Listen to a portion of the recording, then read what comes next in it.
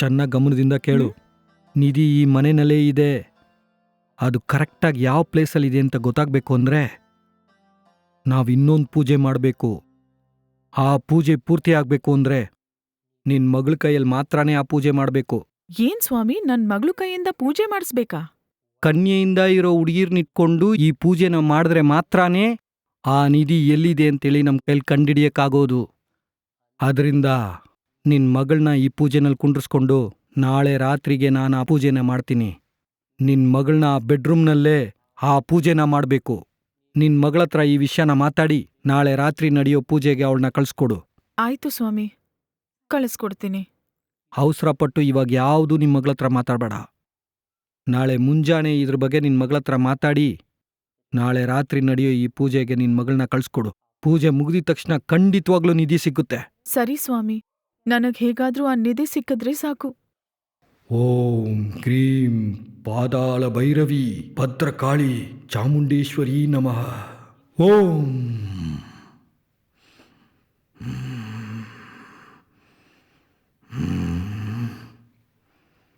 ನೀನಿವಾಗ ಹೊರಡು, ನಾಳೆ ಮಾತಾಡ್ಕೊಳ್ಳೋಣ. ಆಯ್ತು ಸ್ವಾಮಿ. ಓಂ ಕ್ಲೀಂ ಕ್ಲೀಂ ಪಾದಾಳ ಭೈರವಿ ಭದ್ರಕಾಳಿ ಚಾಮುಂಡೇಶ್ವರಿ ನಮಃ. ಇವಳು ಕನ್ನಿಯಿಂದ ಇರೋ ಹುಡುಗಿ.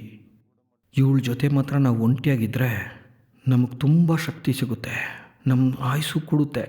ಅದಕ್ಕೆ ಈ ಪೂಜೆನ ನಾವು ಸರಿಯಾಗಿ ಉಪಯೋಗಿಸ್ಕೋಬೇಕು. ಕನ್ನಿಯಿಂದ ಇರೋ 9 ಹುಡುಗಿರ ಜೊತೆ ನಾನು ಒಂಟಿಯಾಗಿದ್ದರೆ ನನಗೆ ತುಂಬ ಶಕ್ತಿ ಸಿಗುತ್ತೆ. ಅದಾದಮೇಲೆ ನಾವು ಎಲ್ಲ ರೀತಿಯಾದ ಮಂತ್ರಜಾಲಗಳನ್ನು ಸುಲಭವಾಗಿ ಮಾಡಬಹುದು. ನಾವು ಅಂದ್ಕೊಂಡಿದ್ದು ಎಲ್ಲನೂ ಮಾಡಬಹುದು. ಅದಕ್ಕಾದ ಮೊದಲನೇ ಹೆಜ್ಜೆ ಈ ಹುಡುಗಿನ ಉಪಯೋಗಿಸ್ಕೋಬೇಕು. ಸ್ವಾಮಿ, ಬಾಮ, ಬಂದು ಕೂತ್ಕೋ.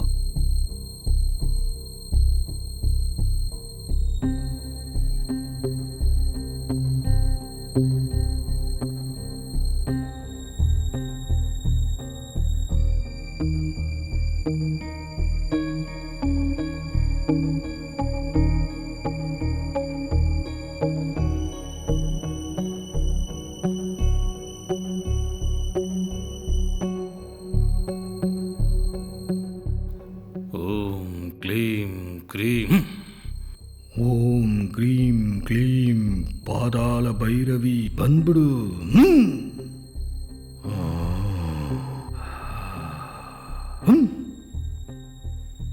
ಈ ಪೂಜೆ ಮುಗಿದ ಮೇಲೆ ನಿಧಿ ಎಲ್ಲಿದೆ ಅಂತೇಳಿ ನಮಗೆ ತೋರಿಸ್ಕೊಟ್ಬಿಡು.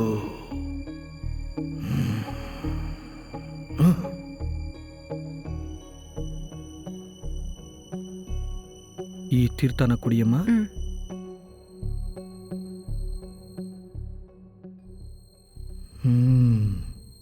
ಇನ್ನೂ ಸ್ವಲ್ಪ ಸಮಯದಲ್ಲಿ ನಾನು ಅಂದ್ಕೊಂಡಿರೋದು ನಡೆಯುತ್ತೆ. ಓಂ ಕ್ರೀಂ ಕ್ಲೀಂ ಪಾದಾಳ ಭೈರವಿ ಚಾಮುಂಡೇಶ್ವರಿ ನಮಃ.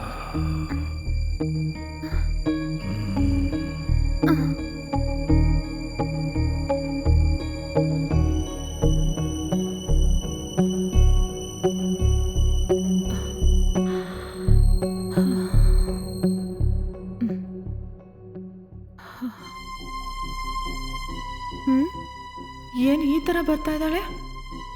ಪೂಜೆ ಮುಗೀತಮ್ಮ? ಪೂಜೆ ಎಲ್ಲ ಮುಗ್ದಿಲ್ಲ, ಅವನ ಕತೆನೇ ಮುಗೀತು. ಏನೇ ಹೇಳ್ತಾ ಇದ್ಯಾ? ಏನಾಯ್ತು? ಅವನನ್ನ ಕೊಂದಾಕ್ಬಿಟ್ಟೆ. ಏನು ಸ್ವಾಮಿ ಅವ್ರನ್ನ ಕೊಂದ್ಬಿಟ್ಟಿಯಾ? ಅಯ್ಯೋ, ಅಯ್ಯೋ, ಯಾಕೆ ಯಾಕೆ ಅವ್ರನ್ನ ಕೊಂದೆ? ಅವ್ನು ನನ್ನ ಹತ್ರ ತಪ್ಪಾಗಿ ನಡ್ಕೊಳಕ್ ನೋಡ್ದ, ಅದಕ್ಕೆ ಅವನನ್ನ ಕೊಂದಾಕ್ಬಿಟ್ಟೆ. ಅಯ್ಯಯ್ಯೋ, ಯಾಕೆ? ಎಲ್ಲೇ ಹೋಗ್ತಾ ಇದ್ಯಾ? ಪೊಲೀಸ್ ಸ್ಟೇಷನ್ಗೆ ಹೋಗಿ ನಿಜ ಹೇಳಿ ಸರೆಂಡರ್ ಆಗ್ಲಿಕ್ಕೆ ಹೋಗ್ತೀನಿ. ಅಯ್ಯಯ್ಯೋ, ನಿಧಿಗೆ ಆಸೆ ಪಟ್ಟು ನನ್ ಮಗಳ ಬಾಳನ್ನ ನಾನೇ ಹಾಳು ಮಾಡ್ಬಿಟ್ಟೆ ಅಲ್ವಾ ದೇವ್ರೇ. ಅಯ್ಯೋ.